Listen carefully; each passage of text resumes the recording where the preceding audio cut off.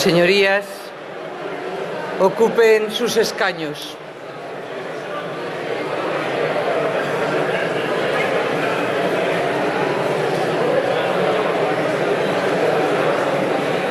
Se reanuda la sesión. Continuamos con las preguntas dirigidas al Gobierno conforme al orden remitido por el mismo. En primer lugar, preguntas dirigidas al señor presidente del Gobierno. Pregunta de la diputada doña Margarita Robles Fernández, del Grupo Parlamentario Socialista. Adelante, señoría. Gracias, señora presidenta. Señor Rajoy, ¿tiene usted pensado asumir alguna responsabilidad política como consecuencia de la sentencia dictada por la Audiencia Nacional en el caso Gürtel? Muchas gracias. Señor presidente del Gobierno. Muchas gracias, señoría. La sentencia no condena a nadie de mi Gobierno, no condena a nadie que sea hoy día militante del Partido Popular, no condena al Partido Popular, como algunos se empeñan, establece una responsabilidad civil como partícipe a título lucrativo por un hecho ocurrido hace 15 años en 2 ayuntamientos y además aclara que el Partido Popular no conocía esos hechos por los que se establece esa responsabilidad, que es la condición para ser partícipe a título lucrativo, tal y como ha reiterado en numerosas ocasiones, y supongo que usted lo sabe, el Tribunal Supremo, y dice la propia sentencia a la que usted se refiere. Muchas gracias. Muchas gracias.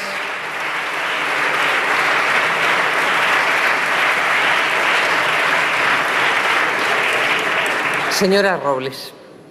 Señor Rajoy, ya veo que a usted le resulta irrelevante que un tribunal de justicia haya condenado al tesorero de su partido, al que usted le enviaba SMS, a más de 30 años de prisión, que un tribunal haya dicho que su partido, del que es presidente, tenía una caja B. Parece que le parece irrelevante. Usted no ha hecho nada, no ha asumido responsabilidades políticas, no ha dimitido. Sí, bueno, ha hecho una cosa, cancelar el viaje a Kiev. Pero mire, yo le voy a decir una cosa, eso que usted hace entre distinguir entre ser presidente del partido y ser presidente del Gobierno, nosotros le vamos a exigir responsabilidades políticas por lo que usted ha hecho como presidente del Gobierno. Y además, ¿sabes cómo lo va a hacer este partido? Lo va a hacer haciéndole caso a usted. Usted vino aquí el día 30 de agosto y nos dio lecciones de Derecho Constitucional y nos decía que fuéramos a la moción de censura. Pues ya vamos a la moción de censura. No se enfade usted tanto por eso cuando vayamos a la moción de censura. Y mire, ¿sabe por qué vamos a ir a la moción de censura? Porque usted, no como presidente del partido, como presidente del Gobierno, ha hecho lo siguiente. Su Gobierno, ¿recuerda el calvario al que sometió al juez Pablo Ruz cuando instruyó el caso Gürtel? Su ministro de Hacienda lo puede decir, que no le daba ningún tipo de documentación al señor Ruz y tuvo que intervenir el Ministerio Fiscal. Pero además le diré más. Un tribunal de justicia y el Ministerio Fiscal en sus conclusiones definitivas ha dicho que usted, como presidente del Gobierno, no tiene credibilidad. O lo que es lo mismo, ha faltado a la verdad en la declaración ante los tribunales. Y lo ha hecho para tapar la corrupción de su partido. Y mire, estos son hechos probados, es una valoración de una prueba que hace un tribunal. Contra eso no cabe casación. Y sabe que un presidente del Gobierno que no tiene credibilidad ante los tribunales de justicia no tiene credibilidad para la estabilidad que necesita este país.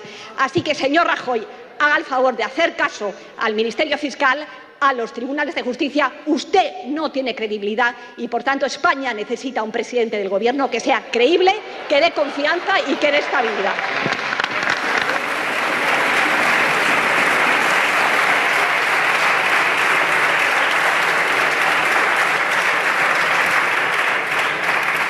Señor presidente del Gobierno.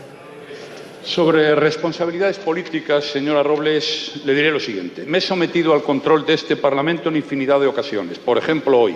Me he sometido a una moción de censura, pero la mayoría de la Cámara no me censuró.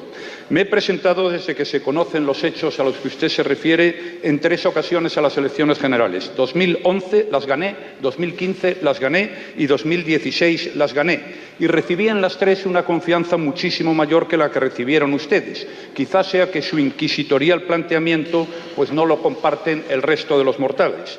Mire usted, hace no muchas fechas se discutía aquí si debía dimitir el imputado, el investigado, el citado en un juicio oral o el condenado. Ahora ya no.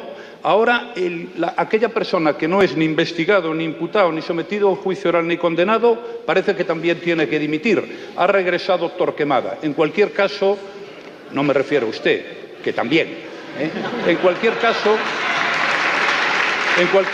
señora Robles, responsabilidades políticas deberían pedírselas a aquel que quiere ser presidente del Gobierno de cualquier manera, siempre que no tenga que pasar por las urnas, porque cuando pasa por las urnas lo que consigue es obtener 2015 el peor resultado de la historia de su partido y el 2016 el peor resultado de la historia de su partido. Si va a las urnas, por eso huye de ellas y plantea la moción de censura, es imposible, como ustedes saben mejor que yo, que sea capaz de llegar a la presidencia del Gobierno. Tiene que utilizar atajos y sistemas torticeros. Muchas gracias.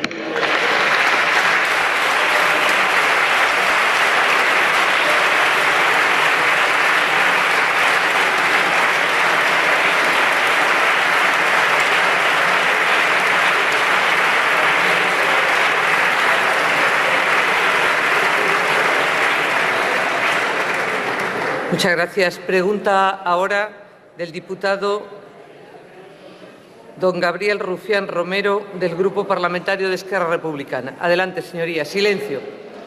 Silencio, señorías. Muchas gracias, presidenta. Señor Rajoy, señor presidente, seguramente le haré la pregunta más sencilla que le han hecho en sus 35 años de actividad parlamentaria y se la hago con una sentencia sobre la mesa que califica a su partido como una enorme maquinaria de corrupción. La pregunta es la siguiente. ¿Va a dimitir el presidente del Gobierno? Muchas gracias. Muchas gracias. Señor presidente, adelante. Adelante, presidente. Ya veo que se refiere usted a una sentencia distinta de la que yo creía que nos ocupaba esta mañana. Pero mire, le voy a responder a su pregunta de manera directa. Tengo un mandato de los ciudadanos que le dieron a mi partido más de 50 escaños más que al segundo. Tengo un mandato de esta Cámara que me eligió presidente en su día y que, al menos de momento, no me lo ha retirado. Y, como sabe, los mandatos son para 4 años. Eso da estabilidad, da seguridad, da certidumbre, que creo que es fundamental para continuar con el proceso de recuperación económica que iniciamos en su día. Por tanto, mi intención es cumplir el mandato de los españoles y el mandato de esta Cámara, máxime después de haber aprobado los presupuestos la semana pasada. Muchas gracias. Muchas gracias. Muchas gracias. Señor Rufián, adelante. Señor presidente, igual los españoles que le votaron, cuando le votaron no sabía que su partido robaba, o al menos no lo sabía por una sentencia judicial. 2 mensajes muy sencillos. El primero es para usted, y se lo digo en nombre de los precarios, de los exiliados, de los preferentistas, de los pensionistas, de los encarcelados, de los apaleados, de las feministas, de todos aquellos que son decentes en este país. Dimita. Váyase. El segundo mensaje es para el grupo parlamentario, para el PSOE. Guárdense de aquellos varones, de aquellos que les dicen que mejor con ladrones que con republicanos. A nosotros nos hace la misma gracia, la misma poca gracia votar con ustedes que seguramente a ustedes votar con nosotros. Pero es que echar a ladrones y a carceleros de Moncloa no es una opción, es una obligación. Muchas gracias.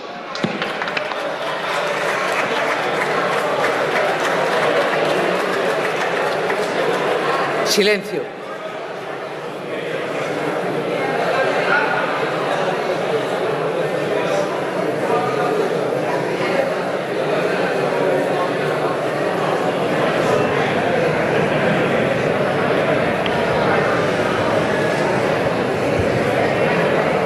Señor presidente, adelante. Muchas gracias.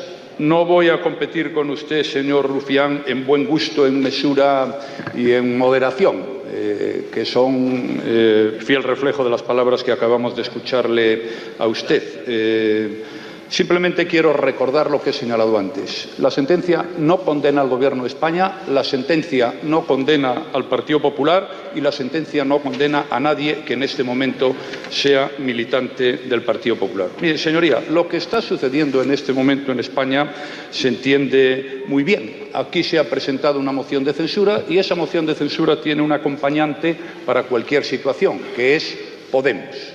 Y tiene luego dos opciones: acompañar un nuevo acompañante, que sería Ciudadanos, o unos nuevos acompañantes, donde estarían ustedes, que es el conocido como Gobierno Frankenstein. La posición que está haciendo el Partido Socialista es decirle a todos ustedes: cuidado, que si no me votáis, a los del Gobierno Frankenstein, tengo que pactar con Ciudadanos y adelantar las elecciones. Y a Ciudadanos le está diciendo: cuidado, que como me sigas exigiendo el adelanto de elecciones, entonces en ese caso me voy con el Gobierno Frankenstein. Es decir, les están chantajeando a todos ustedes. Vamos a ver quién acepta el chantaje. Muchas gracias.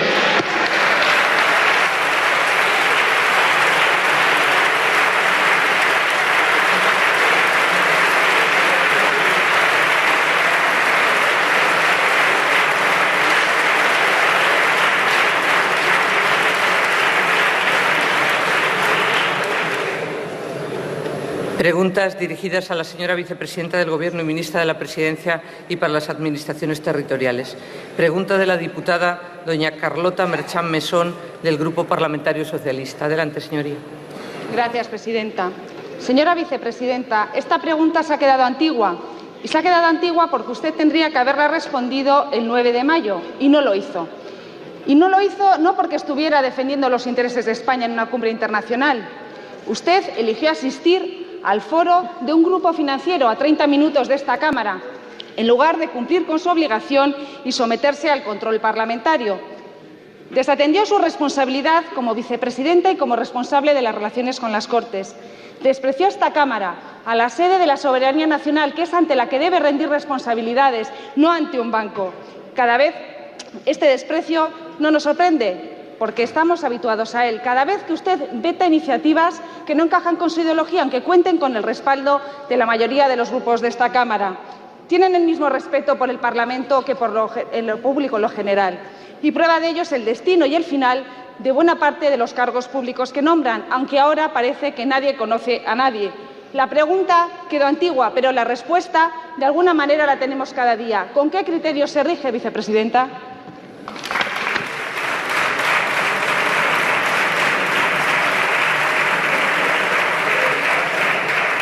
Señora vicepresidenta, adelante. Muchísimas gracias, señora presidenta. Este Gobierno lleva a cabo los nombramientos de acuerdo con los criterios que marca la ley, que, por cierto, es ahora una ley del año 2015 que exige por primera vez en la historia de nuestro país un certificado de idoneidad de esos altos cargos, en los que además se les establece obligaciones de transparencia, obligaciones de publicación de salarios y obligaciones de publicación de incompatibilidades. ¿Sabe lo que votó su grupo, que tanto defiende las relaciones con las Cortes en esta Cámara? Que no, porque ni les gusta la transparencia ni les gusta la idoneidad. Muchas gracias.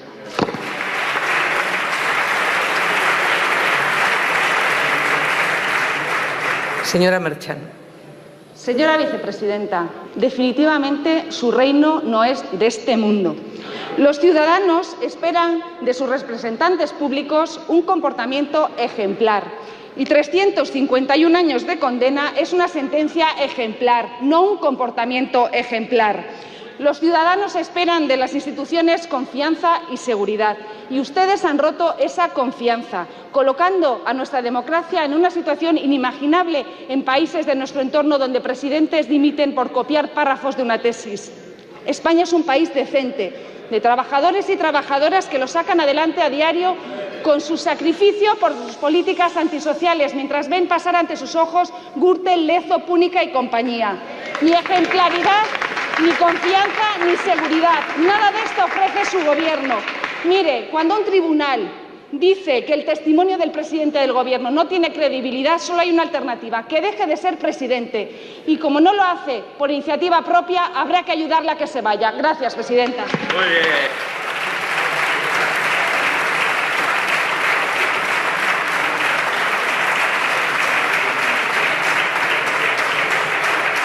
Señora vicepresidenta, adelante.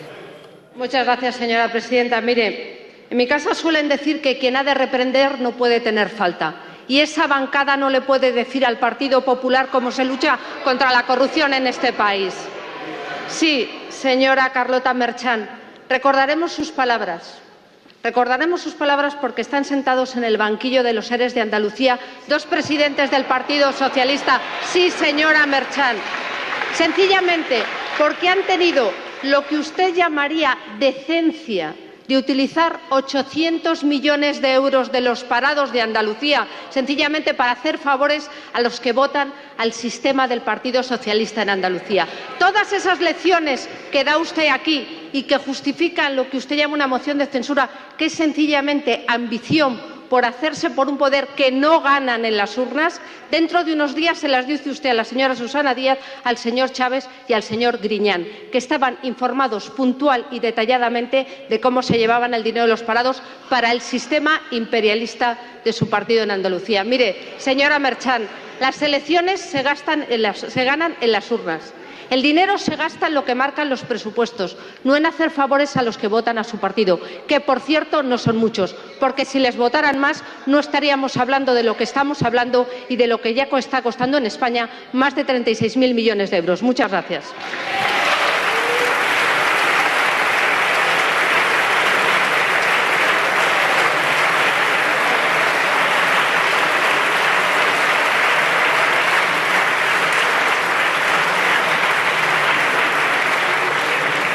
Pregunta del diputado don Josep Vendrell Gardeñés del Grupo Parlamentario Confederal de Unidos Podemos en Común Podem en Marea.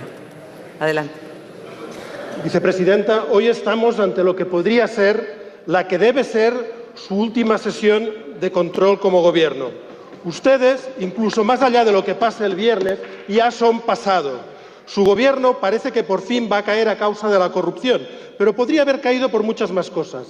Por haber llevado a la peor regresión en derechos y libertades desde la transición, por no haber atendido las demandas que por millones le ha hecho la ciudadanía, especialmente mujeres y pensionistas, y en lo que aquí nos atañe, por haber gestionado de la peor manera posible el conflicto de Cataluña. Un desastre en el que también tiene responsabilidad el Gobierno de la Generalitat. Más de 6 años de oídos sordos, de autoritarismo, más de 6 años sin hacer política, más de 6 años de degradación de las instituciones. Su problema es que no tiene credibilidad para gestionar la situación de Cataluña. Ustedes exigen el cumplimiento de la ley cuando han sido condenados por incumplirla, cuando han sido condenados por robar. Ustedes piden que se acaten las resoluciones judiciales cuando la señora Cospedal, en sede parlamentaria, ha puesto en cuestión el trabajo de los jueces que investigan la corrupción. Hace no mucho el señor Rajoy preguntaba ¿quién tiene la potestad de dar carnes de credibilidad? Y decía que solo los puede dar la ciudadanía. Pues sí, la misma ciudadanía que les dio a ustedes solo 4 diputados en el Parlamento de Cataluña. En este conflicto los hay que quieren poner más leña al fuego y dividir la sociedad catalana. Y los hay que queremos escuchar a toda la sociedad, buscar soluciones y abrir nuevos escenarios de diálogo. Ustedes y el señor Rivera están entre los primeros. Creo que también el señor Puigdemont. Veremos dónde se sitúa el señor Puigdemont, si en abrir nuevos escenarios o en el cuanto peor mejor. Mire, la ciudadanía quiere soluciones. Si escucharan menos al señor Rivera y más a la gente, sabrían que hoy en España, según las encuestas, 2/3 de la ciudadanía creen que debe apaciguarse la tensión mediante el diálogo y empezar a derruir trincheras. Estamos hartos de gobiernos irresponsables y corruptos. España se merece poner fin a esta etapa negra. Los catalanes debemos recuperar su autogobierno. Y recuperar el autogobierno no es solo poner fin al 155, sino también acabar con la intervención económica, porque no hay autonomía real sin autonomía financiera. Ustedes ya son el pasado. Ahora nos toca ganar el presente y el futuro.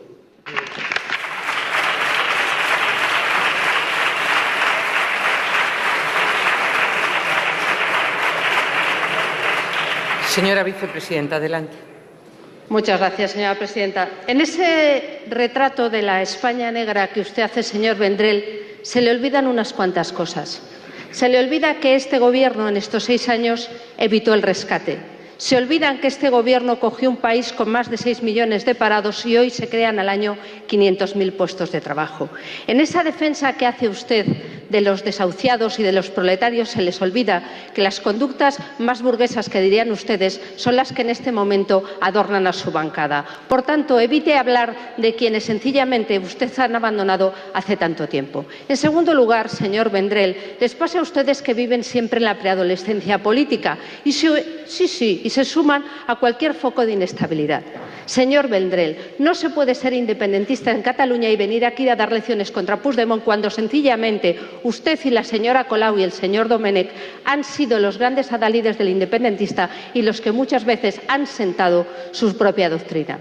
Señor Vendrell, se levantará el artículo 155 porque nosotros, a diferencia de ustedes, cumplimos la ley y los mandatos de esta Cámara. Pero eso no significa que ese Gobierno pueda hacer, y también de la mano de ustedes, lo que tenga por conveniente. Debe cumplir la ley y debe cumplir las resoluciones judiciales. No hagan ustedes de abogados defensores. Que las palabras del señor Torra no son tranquilizadoras, ya se lo digo yo.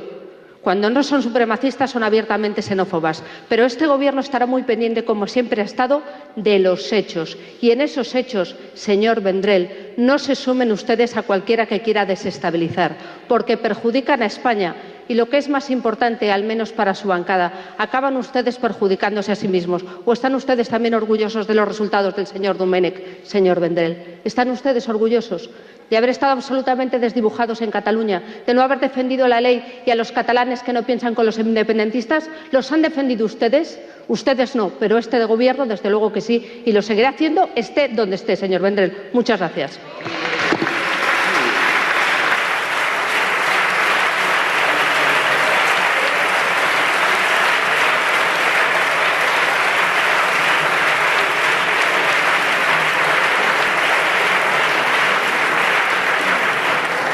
Señor Vendrell, adelante. Es que carecen de mínima vergüenza y dignidad democrática. Váyanse de una.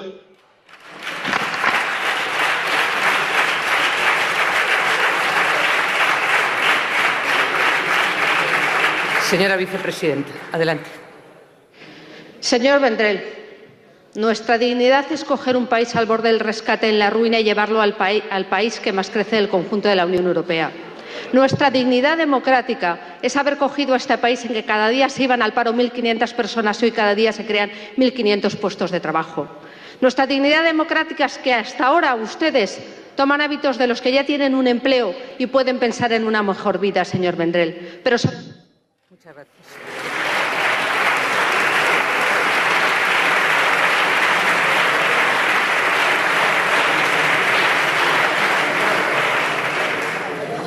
Pregunta dirigida ahora a la señora ministra de Sanidad, Servicios Sociales e Igualdad. Pregunta de la diputada doña María Teresa Angulo Romero, del Grupo Parlamentario Popular. Adelante, señoría. Gracias, presidenta. Señora ministra, hace unos días conocíamos los resultados del Barómetro Sanitario 2017, encuesta que se realiza directamente a los ciudadanos que utilizan los servicios sanitarios y que reflejan la valoración que estos hacen de nuestro Sistema Nacional de Salud. Y estos han mostrado este año el grado más alto de satisfacción con el sistema de los últimos 10, por encima del mostrado en el periodo 2008-2011 con gobiernos socialistas. Esto, junto a la alta valoración que los ciudadanos hacen de los distintos servicios, atención primaria, especializada, ingresos hospitalarios, urgencias, así como de la diferencia existente a favor de los partidarios de utilizar el sistema público frente al privado, desmontan las descalificaciones que sobre nuestro sistema con frecuencia oímos a ciertas formaciones políticas alejadas en esto también del sentir general de los españoles. De esa marea silenciosa de millones de españoles que no solo no reprueba su gestión, sino que reconoce las bonanzas de nuestra sanidad. Valoración altamente positiva que viene a reflejar lo acertado de las reformas impulsadas por el Gobierno de Mariano Rajoy para la salvaguardia y mejora de nuestro estado del bienestar y, en consecuencia, el peligro que para estos supondría paralizar la recuperación económica y social y volver a las políticas que quebraron nuestro sistema sanitario público. Como ejemplo, sirva que es precisamente en comunidades autónomas gobernadas por el Partido Socialista, como Andalucía, donde los ciudadanos muestran un grado de satisfacción con el sistema por debajo de la media nacional, o consideran por encima de la media que el sistema no funciona adecuadamente y necesita rehacerse. ere que ere de la corrupta gestión socialista. Por ello, en el Grupo Popular entendemos que el más alto grado de satisfacción ciudadana con nuestra sanidad pública de los últimos 10 años es otra buena muestra del buen trabajo realizado por este Gobierno, que por ello obtuvo en las últimas elecciones, en las 3 últimas elecciones, el respaldo mayoritario de los ciudadanos en las urnas, que es donde debe obtenerse. No obstante, señora ministra, como responsable del Ministerio de Sanidad, le pregunto, ¿qué valoración hace su Gobierno del resultado del Barómetro Sanitario 2017? Muchas gracias.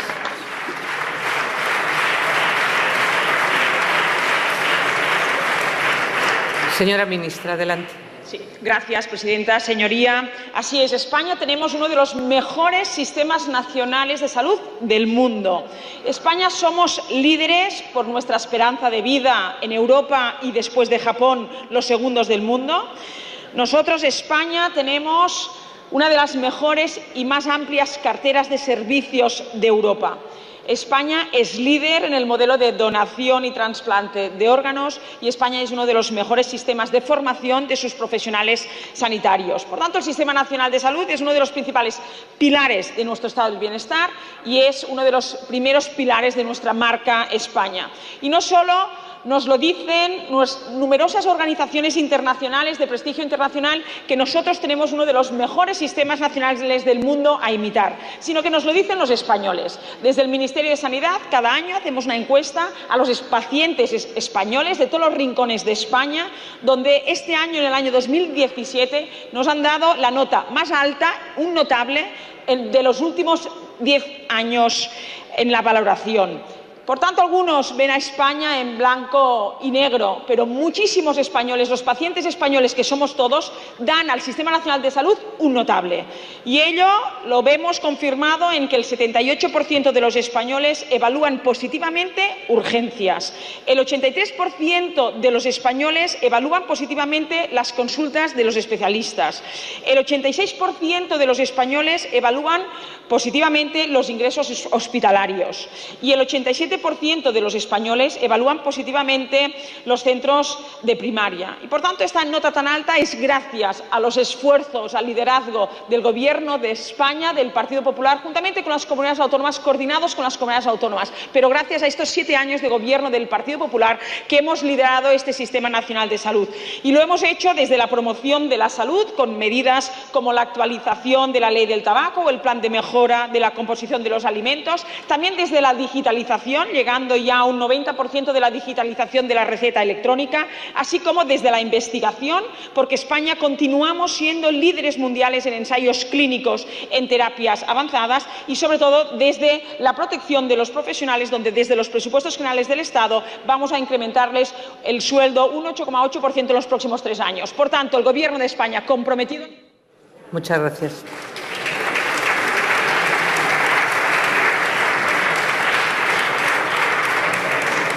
Pregunta ahora dirigida al señor ministro de Justicia. Pregunta de la diputada doña Irene María Montero Gil. Adelante, señoría, del Grupo Parlamentario Podemos. Gracias, presidenta. Le hago 2 preguntas. Ministro, ¿cómo valora la vicepresidenta la sentencia que condena a dirigentes de su partido y a su propio partido por corrupción? ¿Y qué le pasa a la vicepresidenta, que elige no contestarme y le pasa a usted el tomate de responder a la pregunta?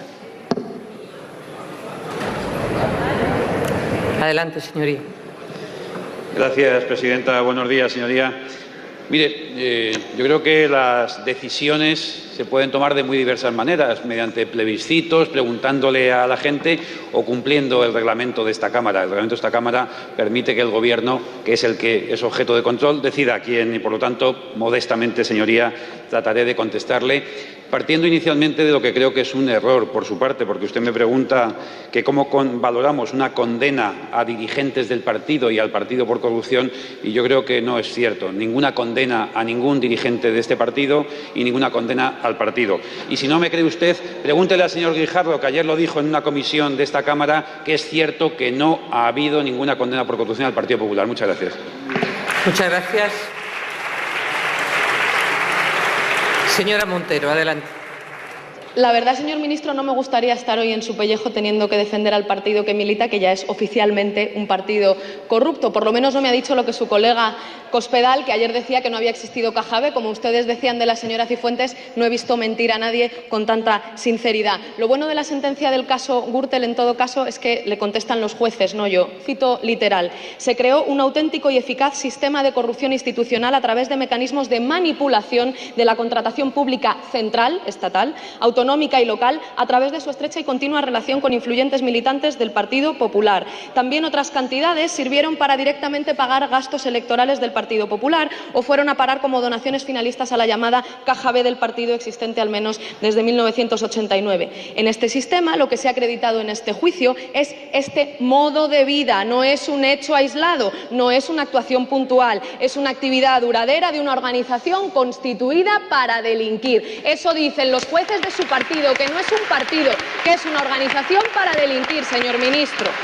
Y lo peor no es que la sentencia diga que son ustedes un partido corrupto, no es que se hayan presentado a todas las elecciones desde su fundación haciendo trampas, no es que los jueces consideren nada menos que el presidente del Gobierno mintió cuando declaró en la Audiencia Nacional. Es que ustedes siguen sentados en esos escaños, como la señora Cospedal o como el señor Rajoy, que aparecen ambos en los papeles de Bárcenas y que estaban al frente de su partido mientras esta trama de corrupción existía. En cualquier otro país democrático, ustedes ya habrían dimitido por decencia, por usar las cloacas del Estado para destruir a sus adversarios políticos, por entregar el dinero de los españoles a los poderosos a cambio de mordidas, por destrozar lo público y por robar mientras dicen que no hay dinero para las pensiones. Les convierte todo esto a ustedes en los más grandes enemigos de España, señor ministro. Y si ustedes fuesen un partido y no una organización para delinquir, el señor M. Rajoy ya habría dimitido y ustedes estarían ahora devolviendo hasta el último euro robado. Y termino haciéndole una pregunta que se publica hoy, señor ministro.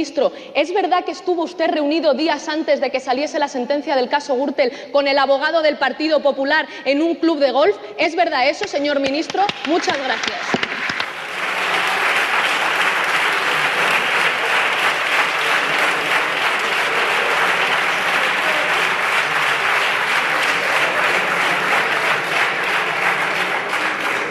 Adelante, señor ministro. Silencio. Gracias, presidenta. Mire, señoría, lo bueno que tienen las sentencias es que están escritas y, por tanto, se pueden leer. Yo entiendo que quizá usted la semana pasada no ha tenido la mejor semana para dedicarle tiempo a la lectura. La sentencia estaba ocupada en otros problemas internos, pero en todo caso, ya digo, no sé si es un error que reconoce su propio compañero o es una mentira que ustedes tratan de hacer que se consolide.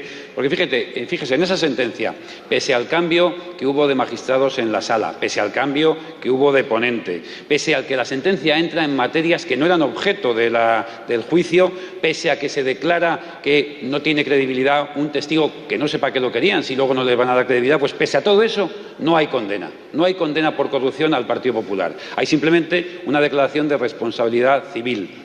Y usted sabe seguramente, y si no lo sabe se lo habrán dicho algunos de sus asesores, que una declaración de partícipe a título lucrativo significa que alguien no ha conocido que se ha cometido un delito y que alguien, evidentemente, si no ha conocido, no ha podido participar en él. Lo que dice la sentencia es que determinadas personas que ni son militantes, ni son dirigentes, ni son del Partido Popular, han podido cometer delitos.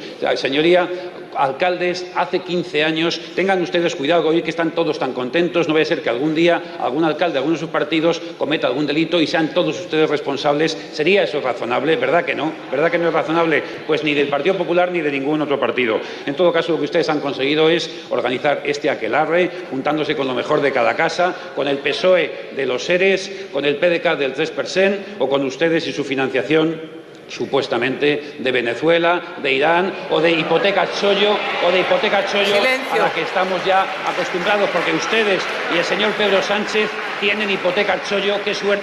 Muchas gracias, señor ministro.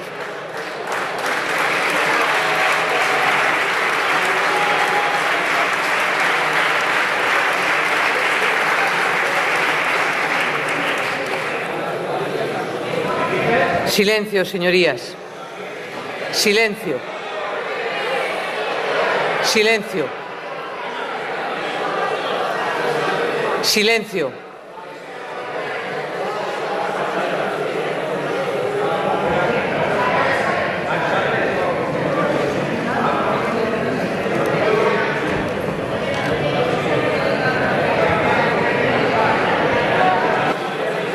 Silencio, señorías. Silencio. Les ruego silencio. Les ruego silencio. Les ruego silencio.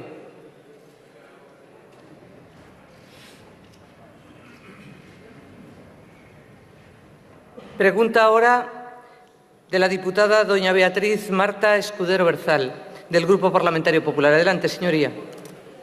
Presidenta, no hay legislatura en la que no se trabaje por mejorar la justicia. En el seno de la Comisión de Justicia se creó una subcomisión de estudio para abordar entre todas las formaciones políticas propuestas para integrar en un pacto de Estado para la justicia para mejorarla. Tras casi un año de trabajo y 103 propuestas, en esta Cámara vivió no uno, señorías, no un momento, sino 3 momentos indignos e impropios de los que presentamos. Señorías, en esta legislatura se ha puesto de moda abandonar el puesto de trabajo, abandonar todas las responsabilidades. Cuando a uno no le gusta o no quiere pronunciarse sobre algo, lo abandona. Total, da igual cómo se sigue cobrando. En vez de comprometernos y trabajar por llegar a acuerdos para mejorar la vida de los ciudadanos, abandonamos nuestro puesto de trabajo.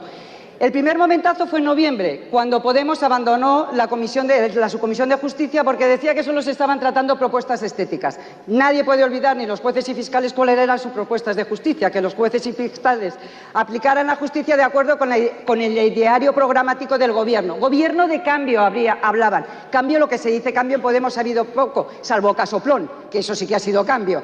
El segundo momentazo fue Ciudadanos, cuando en febrero abandonaron por la puerta de atrás también la subcomisión de estudio. Dijeron que es que ellos querían despolitizar la política y los demás no. Lo que se trata es que abandonan mejorar la justicia porque como no quieren hacer propuestas, no quieren comprometerse, es mejor estar calladito y no comprometerse con nada, no sea que se equivoquen y las encuestas empiecen a bajar. Y el tercer momentazo fue el Grupo Parlamentario Socialista, que abandona el barco el último día. El día en que se iban a aprobar en la subcomisión de estudios, las 103 propuestas lo abandonan. ¿Saben por qué, señorías? Porque dicen que habíamos sido imposibles de llegar a un mínimo de acuerdo. 103 propuestas, un mínimo, mínimo, lo que se dice mínimo, nada. ¿Qué hizo el Grupo Parlamentario Popular? Pues con toda su responsabilidad registró las 103 propuestas. Primero, porque son propuestas buenas para mejorar la justicia. Segundo, porque habían sido acordadas por la mayoría de formaciones políticas. Y tercero, porque respetamos nuestro trabajo. Si nosotros no respetamos nuestro trabajo, ¿cómo vamos a poder exigir a los demás que no lo respeten? Hace más o menos un mes, asociaciones de fiscales y jueces han planteado 14 propuestas básicas para mejorar la justicia. Señor Ministro de Justicia, ante el abandono y la irresponsabilidad de algunas formaciones políticas que no quieren trabajar por mejorar la justicia, ¿cómo valora el Gobierno de España estas propuestas? Muchas gracias.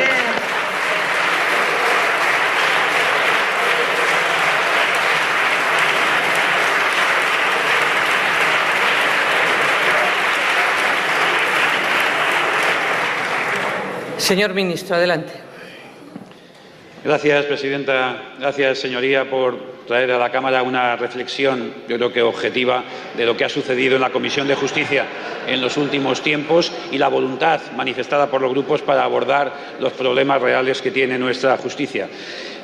Los profesionales de la justicia, que son los verdaderamente importantes junto con el ciudadano, están planteando la necesidad de reformas legislativas, de reformas en cuanto a la dotación de más medios materiales, más medios personales, mejores tecnologías, y el Gobierno y este grupo parlamentario está estando comprometido con estas reformas, con estas propuestas, y por eso el proyecto de ley de presupuestos generales del Estado que esta Cámara aprobó, y ojalá el Senado también lo haga en breve, va a dotarnos de muchos más recursos, por ejemplo, para aprobar 300 nuevas plazas de oferta de empleo público de jueces y de fiscales, 3.700 plazas de los cuerpos de funcionarios, de tal manera que tengamos más y mejores profesionales en nuestra justicia. Y también para poder llevar a cabo, por ejemplo, las reformas con más de 50 millones de euros de las sedes judiciales, para que los profesionales de la justicia y también los abogados, los procuradores, los ciudadanos vayan a sedes con la calidad que requieren hoy en día una oficina administrativa. También, señoría, es importante contar con medios tecnológicos. Está siendo un debate intenso en la justicia la incorporación de las nuevas tecnologías, la utilización de esa justicia digital para agilizar el funcionamiento de la justicia, y para ello volveremos a tener, si los presupuestos se aprueban, 131 millones de euros que permitirán avanzar en todos los procesos de modernización de nuestra justicia. No solamente hacen falta medios, hacen falta también nuevas reglas de organización, nuevas reglas de procedimiento. Por eso también en esta Cámara, y ojalá se apruebe definitivamente, la reforma de la Ley Orgánica del Poder Judicial aborda algunas de las cuestiones que nos han planteado los profesionales, los jueces, los fiscales y también los letrados de Administración de Justicia y todos los funcionarios para mejorar nuestra justicia. Por ejemplo, fortalecer la independencia del Poder Judicial ciertamente es bien importante. Por eso, la supresión de la designación de un magistrado por parte de las asambleas autonómicas en los TSJ. Por eso, la transparencia en los nombramientos del Consejo General del Poder Judicial, en la que estamos todos comprometidos. Por eso, la regulación del tránsito entre la política y la justicia. Por lo tanto, con la Ley de Presupuestos y con las reformas de la Ley Orgánica y otras medidas que están en esta Cámara, podremos sin duda dar respuesta. Muchas gracias.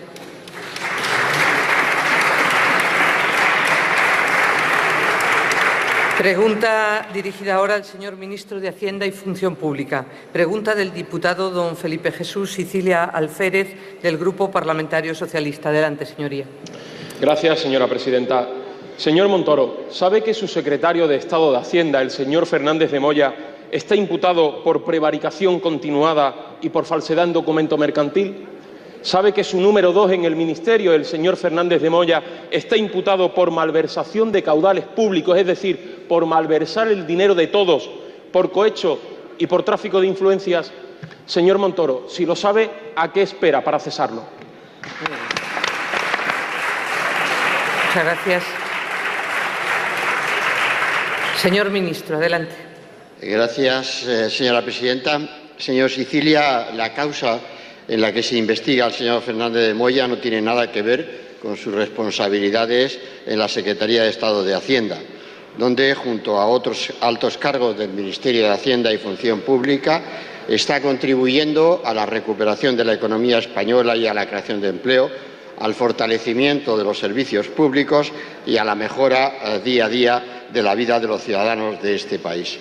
Lo que su señoría conoce es que donde el estado de esta cuestión es que el señor Fernández de Moya está siendo investigado en fase de diligencias previas, es decir, al comienzo del mismo, tras una querella interpuesta por el Partido Socialista.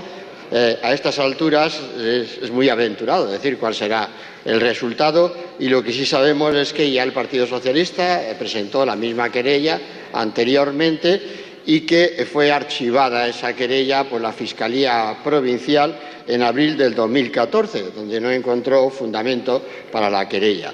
Pero bueno, ya presentan la querella aquí y está claro el interés político por la que presentan esa querella, como ha quedado claro en el planteamiento de su pregunta. Gracias, señora presidenta.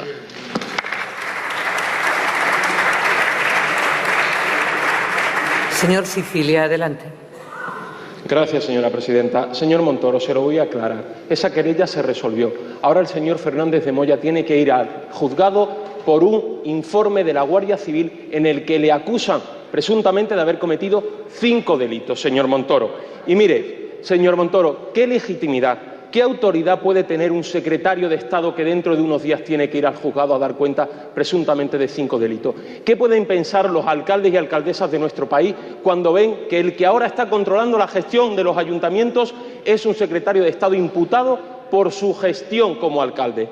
¿Qué pueden pensar los millones de ciudadanos que hoy están pagando sus impuestos, haciendo la declaración de la renta, cuando ven que el número 2 de su ministerio, el que se encarga de recaudar los impuestos, está imputado por pagar facturas infladas y por pagar servicios que no se prestaron? Señor Montoro, mire, por decencia política y por el buen nombre de nuestra hacienda pública, el señor Fernández de Moya ya debería haber sido cesado. Y si usted no lo ha hecho, es porque usted ya no tiene credibilidad ni legitimidad para hacerlo. Y no lo tiene desde el mismo día en que el Tribunal Constitucional declaró inconstitucional su vergonzosa amnistía fiscal. Ese día perdió usted toda la legitimidad y toda la credibilidad.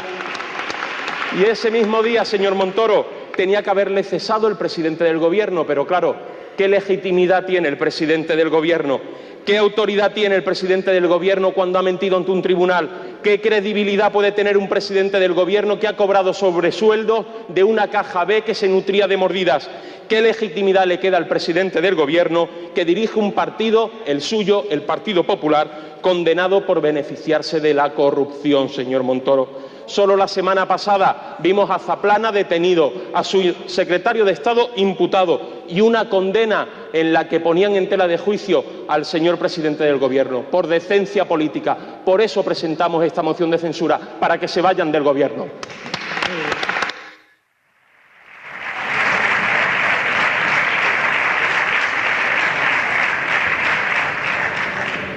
Señor ministro, adelante. Gracias, señora presidenta. O sea, que por eso preguntan por el señor Fernández de Moya, para que nos vayamos del Gobierno. O sea, quiero decir, que está clara la intención de por qué presentan la denuncia para que nos vayamos del Gobierno. Aquí no tiene credibilidad nadie, nada más que ustedes. Ustedes que han arruinado a España cada vez que han gobernado. Ustedes que han dejado Andalucía en el año 96 con el 30% de la tasa de paro y en el año 11 con otro 30% de la tasa de paro. Y ustedes que han dejado las facturas todas en el cajón del Ayuntamiento de Jaén y de todos los ayuntamientos de España que han gobernado. Ustedes tienen tanta credibilidad que han presentado esa moción de censura y ya nos ha costado a los españoles en la subida de prima de riesgo más del triple de lo que hemos subido las pensiones en España. Enhorabuena por sus iniciativas políticas, porque ¿saben ustedes lo que dan? Miedo. Muchas gracias.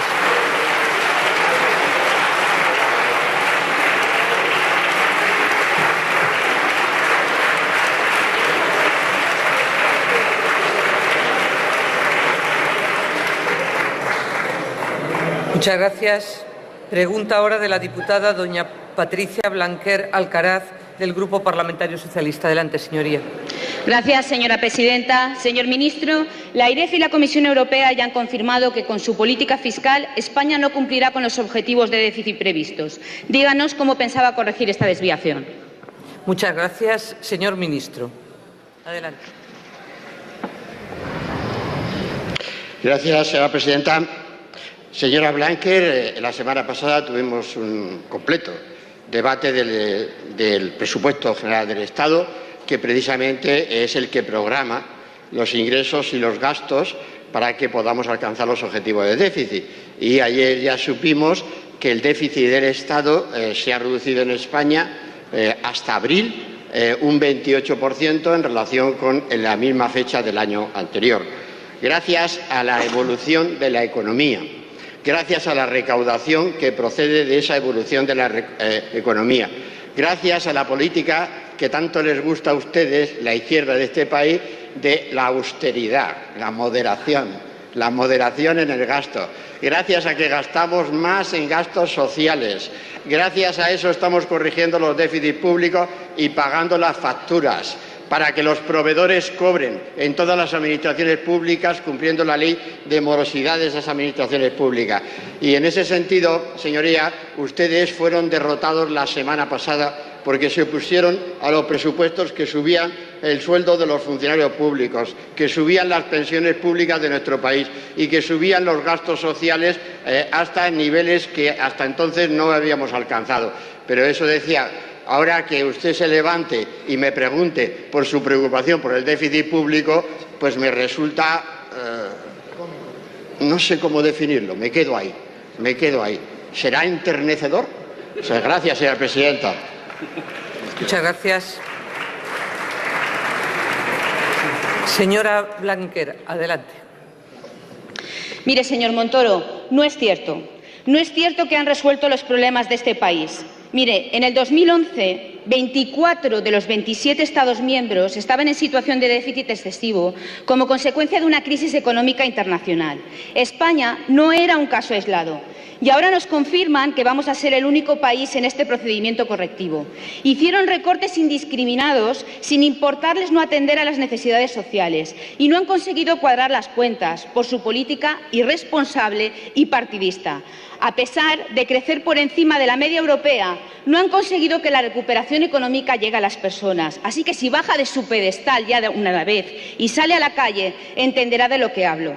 Porque el paro continúa siendo el principal problema. España es campeona en empleo precario. Los pensionistas han tomado la calle. Hay mayor confrontación territorial y social. Y ahora sus promesas no son creíbles, porque la AIREF califica su plan presupuestario de improbable. Y la Comisión Europea nos da la razón y dice que con su política no fortalece las finanzas públicas. Así que con sus antecedentes, la moción de censura es la solución y no el problema. Es por dignidad. Pero es que además lo hemos visto después de su última intervención.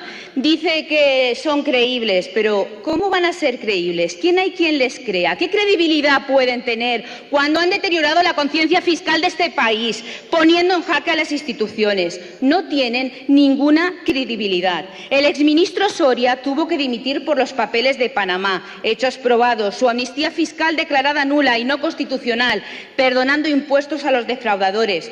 Zaplana, expresidente de la Generalitat Valenciana, del Partido Popular, en prisión. Hechos probados. Hechos probados. Su número 2, secretario de Estado de Hacienda, presidente de la Agencia Tributaria, cuestionado por la justicia por posible delito de malversación de caudales públicos. Y una sentencia de la Gürtel que condena al Partido Popular por beneficiarse económicamente de manera irregular y que duda de la credibilidad del presidente del Gobierno. Página 1078 de la sentencia. Así que con estos antecedentes, ¿cómo no vamos a presentar una moción de censura?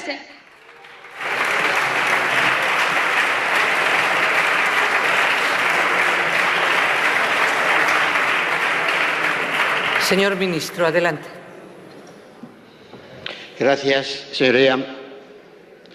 Cuando ustedes gobernaban, el déficit público en el año 2009 llegó al 11% del Producto Interior Bruto.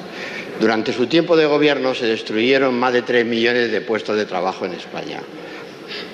Por segunda vez, porque no era la primera vez que gobernaba el Partido Socialista en nuestro país. ¿Y dónde está la credibilidad? Es que me hace gracia, señora. De verdad que me ha hecho, no sé, me ha llenado de contenido su intervención, porque, vamos a ver, pero hemos reducido el déficit público que heredamos del 9 al 3%, ¿sí o no? ¿Han subido la protección social en España más de 50.000 millones de euros, sí o no? ¿Estamos alcanzando el récord de recaudación tributaria y, por tanto, recuperando la capacidad de financiar los servicios públicos de nuestro país? ¿Sí o no? Ustedes presentan la moción de censura porque van contra la recuperación económica, la creación de empleo y la... Perdón.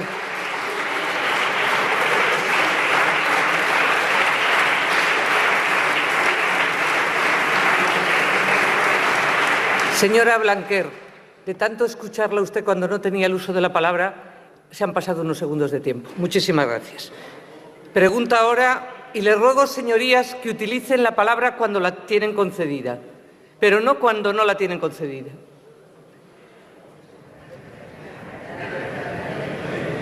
Pregunta dirigida ahora también al señor ministro, de doña Melisa Rodríguez Hernández, del Grupo Parlamentario Ciudadanos. Señor Montoro, la cosa va de corrupción. Fíjese, cuando planteamos la pregunta queríamos preguntarle por qué seguía manteniendo a su secretario de Estado, el imputado, además por prevaricación, etcétera, etcétera, etcétera, el señor Fernando Moya. Pero claro, tuve que olvidar esa pregunta porque dije, mejor no le voy a preguntar por qué se va su secretario de Estado, sino por qué no se van todos ustedes. Teniendo en cuenta que la actualidad y las distintas sentencias por corrupción no solo le han deslegitimado, no solamente han retirado la confianza, sino que además han sido responsables de romper esta legislatura. Mi pregunta, señor Montoro, no solo es por qué no se van ya, sino también es cuándo van a convocar elecciones, tal y como ha dicho el señor Rajoy. Cada gobierno tiene que salir de las urnas porque no quieren que los españoles decidan sobre esto.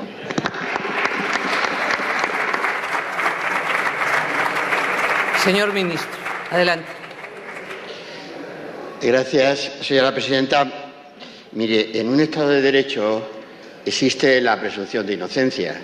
Y cuando una persona es investigada por hechos acaecidos hace 15 años, y además está citada en una diligencia para la semana próxima, lo coherente, lo lógico, pues es respetar ese plazo, que se produzca esa declaración y que sea en sede judicial donde se realice la investigación y, por supuesto, la defensa de los hechos acaecidos, que fueron hechos además extraordinarios, o sea, acaecidos en un año extraordinariamente difícil para todos y también para los que tenían responsabilidades públicas de gobierno. Pero no me resisto a responderle a lo último, al final de su pregunta, porque evidentemente está claro que no era la intención de su señoría referirse a la situación judicial del actual secretario de Hacienda, sino hacerlo en relación con la situación política que está viviendo España. ¿Sabe por qué no le conviene a España las elecciones? Porque tenemos que confirmar la recuperación económica y la creación de empleo.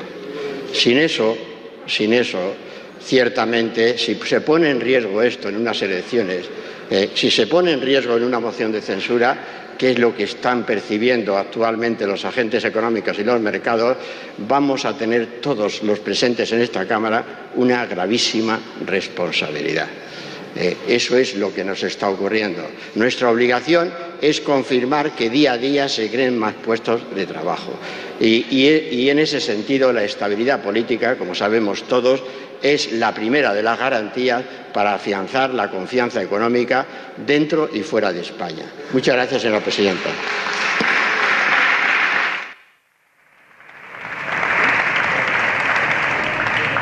Señora Rodríguez, adelante. Nosotros cuando llegamos a acuerdo hablamos de imputación por casos de corrupción.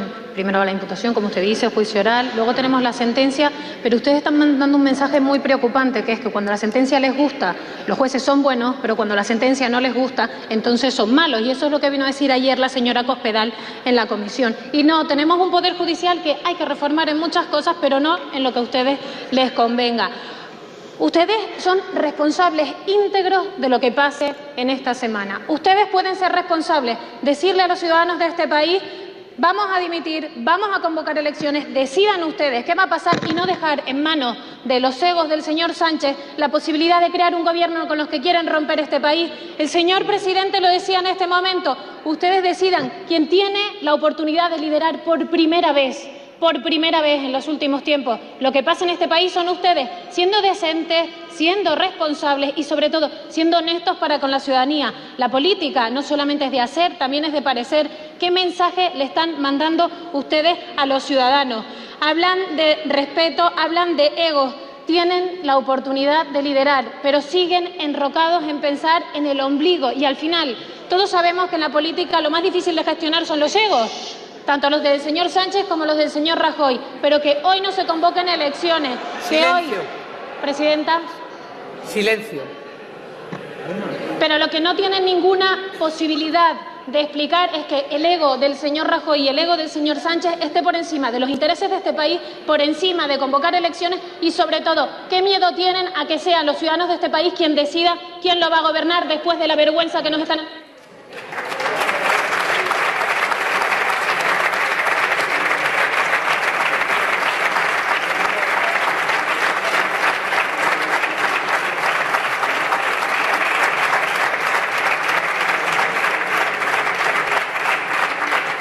Señor ministro, adelante. Gracias, señoría. Cada día se aprende algo en la vida y en el Parlamento. Desde luego, la definición que ha hecho su señoría esta mañana, la política es la gestión de los egos, va a quedar en los anales, no de este Parlamento, sino sin duda alguna del análisis de lo que es la política, ¿no? Sobre todo quien le habla está caracterizado por el ego, está poseído por el ego, es así, ¿no? Mire, señoría, la responsabilidad de un gobierno, el Poder Ejecutivo, es preservar lo mejor que tiene un país. Lo mejor que tiene un país en este momento es su crecimiento económico y su creación de empleo.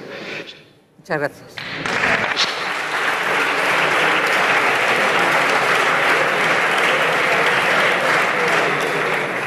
Preguntas dirigidas ahora al señor ministro del Interior. En primer lugar, pregunta del diputado don Salvador Antonio de la Encina Ortega, del Grupo Parlamentario Socialista. Adelante, señoría. Gracias, señora presidenta. Buenos días, señorías. Como saben ustedes, el Estrecho de Gibraltar es un cruce de cultura, de raza, de civilizaciones un lugar que decía que el estrecho de Gibraltar es un cruce de civilizaciones, de raza, de cultura, un lugar geoestratégicamente de primera magnitud. Allí se encuentra, señor ministro, mi zona, el campo de Gibraltar. Un lugar bellísimo para los que lo conocen, con unas riquezas naturales impresionantes, con el primer parque natural de Andalucía, el del Estrecho, y otro, el de los Alcornocales, el primer puerto de España, el primer complejo petroquímico de Andalucía, y sobre todo con unos ciudadanos honrados, trabajadores y tan dignos como el último de los españoles. Sin embargo, día tras día se ven sometidos en los medios de comunicación, desgraciadamente, a las noticias donde aparecen ligadas esa comarca tan bella, de primera magnitud y orden, al narcotráfico. Sabemos que es un problema complejo, estructural, que no viene de ahora y que requiere del apoyo de todas las administraciones. Usted tiene, así como los cuerpos de seguridad, el apoyo del Partido Socialista y de la Junta de Andalucía, pero hacen falta más medios, señor ministro. Esta tarde comparece la plataforma que integra 25 colectivos sociales a la Comisión de Interior a pedirle un plan integral. La zona no puede esperar más. ¿Sabe usted que quizá está sufriendo la caída de medios humanos materiales que se han producido en los 6 últimos años? Se han perdido 350 agentes de la Policía Nacional y de la Guardia Civil. Se ha desmantelado el Greco, que era fundamental para el control del blanqueo de capitales en Algeciras, por razones económicas. No se ha modernizado el SIBE, que es el Sistema Integral, señoría, de Vigilancia Exterior, no solo de la inmigración, sino del narcotráfico, hasta que el otro día el señor presidente anunció en Cádiz que se va a modernizar. No se ha suficientemente creado figuras que usted lleva anunciando un año, como es la limitación en la navegación de las narcolanchas para parar de raíz el problema, como hizo Gibraltar en los años 95, y llevamos un año esperando esa aprobación. Faltan medios humanos y materiales, como hoy le van a decir esta tarde. ¿Cuándo va a poner usted esos medios humanos y materiales para que esa zona importantísima, que se puede crear puestos de trabajo, que es el principal problema que tiene, bienestar y riqueza, salga de la situación en la que se encuentra?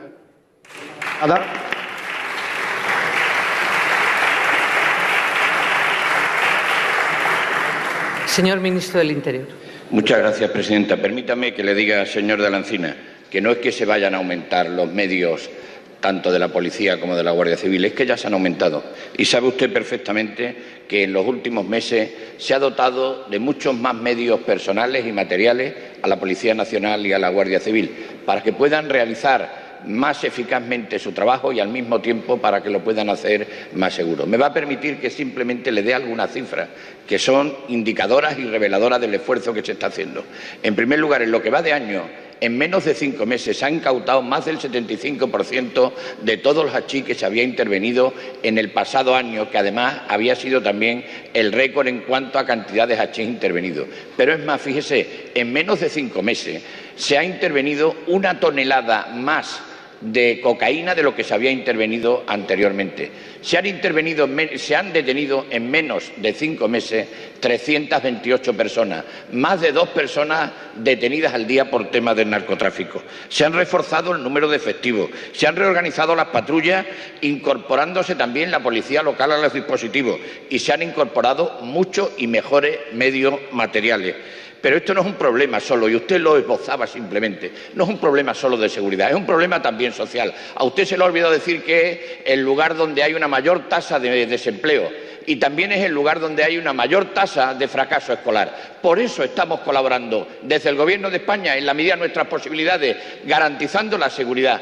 Y sabe usted que se están incrementando las plantillas de policía y guardia civil, y se han incrementado en el último año y medio. Mire, le voy a decir, se han incrementado las plantillas de la Guardia Civil en 5.200 plazas, Policía Nacional y Guardia Civil, en el año 2017, y en el año 2018 5.572. Y todo ello para que seamos capaces de dotar, no solo en el campo de Gibraltar, sino en otros sitios. Le voy a decir, mire usted, la tasa de ocupación de las plantillas es superior a la media nacional. También le quiero recordar que mi obligación es dotar de personal, y la definición de los sistemas lo establecen, y de todos los distintos recursos, la propia Guardia Civil. Y le voy a decir, no hay que contar los dispositivos para no dar pistas a los demás.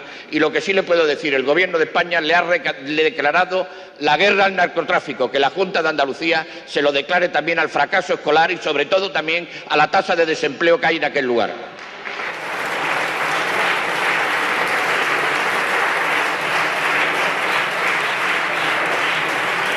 Muchas gracias.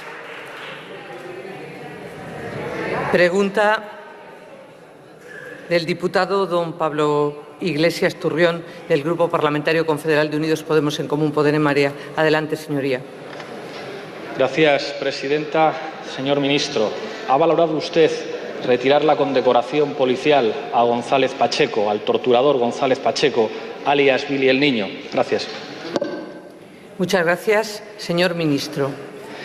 Mire, señoría, este Gobierno no ha valorado la retirada de esa condecoración. Le voy a decir porque es una condecoración que no ha concedido este Gobierno, es una condecoración que se concedió hace más de 40 años.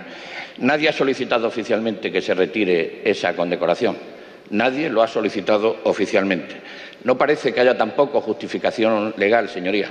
Pero también le voy a decir, no se tiene constancia que esa condecoración se la haya retirado a nadie. Cumplamos con la ley y seamos serios.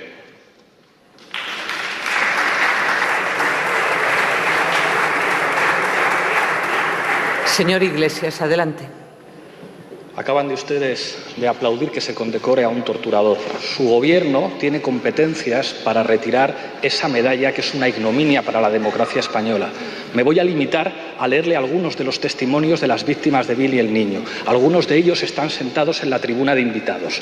Chato Galante: me abrieron la cabeza y me dieron golpes en todo el cuerpo. Estaba desnudo. Cuando no podía moverme, me tenían como un fardo esposado a un radiador en un pasillo. Y cuando pasaba un policía, me volvían a golpear o me apagaban un cigarrillo en la cabeza. González Pacheco era de los que más estaban presentes. Era un torturador compulsivo. Disfrutaba y presumía de ello. Te miraba y te decía: he sido yo, Billy el Niño. Billy Meyer: González Pacheco apretó la pistola contra mi pecho mientras gritaba que me iba a matar, que en esa misma habitación habían matado a Julián Grimau y que él iba a hacer lo mismo conmigo. Yo me quedé quieto, con la boca bien cerrada y sintiendo la boca del cañón en las costillas. Gatilló. Oí el chasquido del disparo. La pistola no estaba cargada.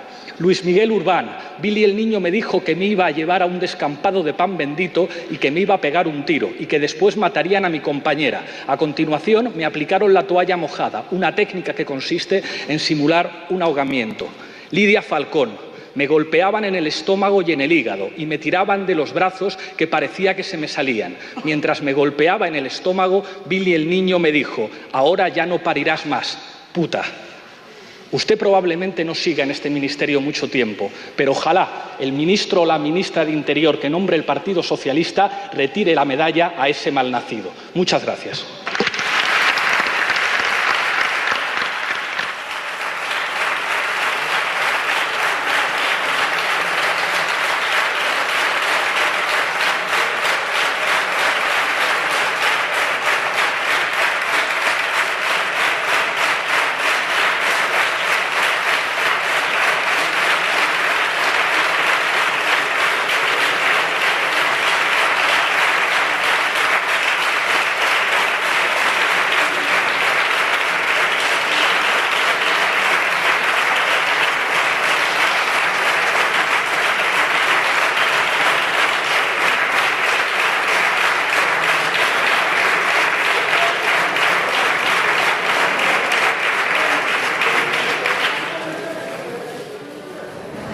Señor ministro. Muchas gracias, presidenta. Mire, señoría, si todo lo que usted aquí acaba de relatar estuviese reconocido en una sentencia, que sepa usted que no hay aquí ningún diputado, ningún diputado de esta Cámara podría pensar que no solo no era merecedor de la condecoración, sino de que hubiese recaído sobre él todo el peso de la ley. Y le voy a decir, han pasado gobiernos socialistas y tampoco se le han retirado. Mire, señoría, yo creo que usted está acostumbrado a resolver cuestiones de su partido y cuestiones personales mediante consulta o referéndum. Señor Mayoral, pero un momento, en una administración... Señor ministro, un segundo, por favor. Señor Mayoral, le llamo al orden. Continúe, señor ministro. En una administración hay que ser serio y hay que resolver conforme a la ley. Me va a permitir que le diga que ustedes no saben muy bien lo que quieren. Un día se les ocurre a ustedes pedir 5 ministerios, la Radio y Televisión Española, y también le piden el CNI. Silencio. Al día siguiente piensan ustedes Silencio. otra cosa y están dispuestos a firmarle un cheque en blanco. Silencio, por favor. Silencio. Señor Mayoral, le llamo al orden por segunda vez. Señor. Lo que le puedo asegurar, señoría, es que usted no me va a dar a mí lecciones de seriedad y de defender a un torturador, porque no lo he hecho en mi vida y no lo pienso hacer. Pero también es verdad que hay que cumplir con la ley y la ley es la que hay que aplicarse. Mire, pero ¿qué me van a decir ustedes si un día defienden ustedes que los escraches es una libertad de expresión y al día siguiente dicen lo contrario, que los están intimidando para que no puedan? Mire. Señor Mayoral, señor Mayoral. Silencio, silencio, silencio. Señor Mayoral, conforme al reglamento, le he llamado al orden por segunda vez. Le recuerdo que la presidencia le llamará de nuevo al orden si usted sigue insistiendo en su actitud. Continúe, señor ministro. Ya han demostrado ustedes qué es lo que quieren hacer. Muchas gracias.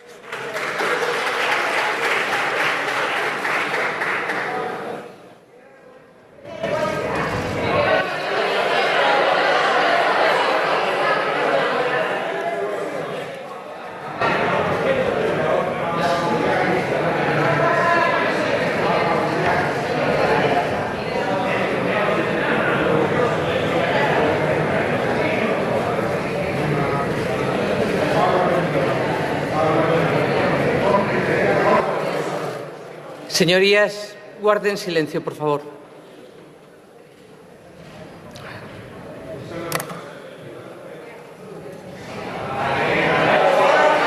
Señorías,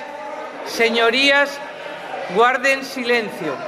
Señorías, guarden silencio. Señorías, guarden silencio, por favor.